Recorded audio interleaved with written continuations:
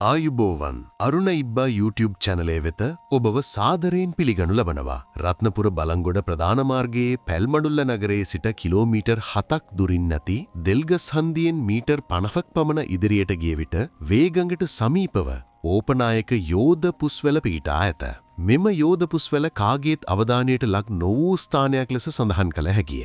මෙම පුස්වැල පිහිටා ඇත්තේ සබරගමු පළාතේ රත්නපුර දිස්ත්‍රික්කයේ ඕපනායක ප්‍රාදේශීය ලේකම් කොට්ටාසියේ දකුණු හුණුවල ග්‍රාම නිලධාරී වසමේ අටුගෙයාරාව නම් ග්‍රාමයේය.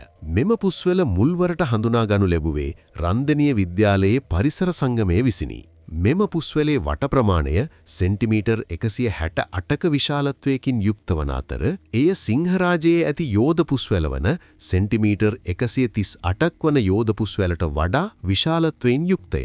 වන සංරක්ෂණ දෙපාර්තමේන්තුව මගින් මෙම පුස්වැල ලංකාවේ විශාලතම පුස්වැල ලෙස තහවුරු කරගෙන ඇති අතර එම පුස්වැල පිහිටි ස්ථානය සංරක්ෂණය කිරීමට කටයුතු කර ඇත.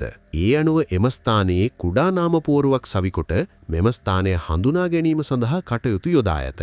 මෙම පුස්වැල පිහිටි ස්ථානයේ වේගඟ අදවන විට ඉවුර ඛාදනය හේතුවෙන් ගඟ දෙසට සම්පූර්ණයෙන්ම සේදී ගොස් තිබෙන අතර එම ඉවුර ඛාදනය සංරක්ෂණය කිරීමට කටයුතු නොකළහොත් ඉතා ඉක්මනින් මෙම පුස්වැලට හානිවීමට ඉඩ ඇත.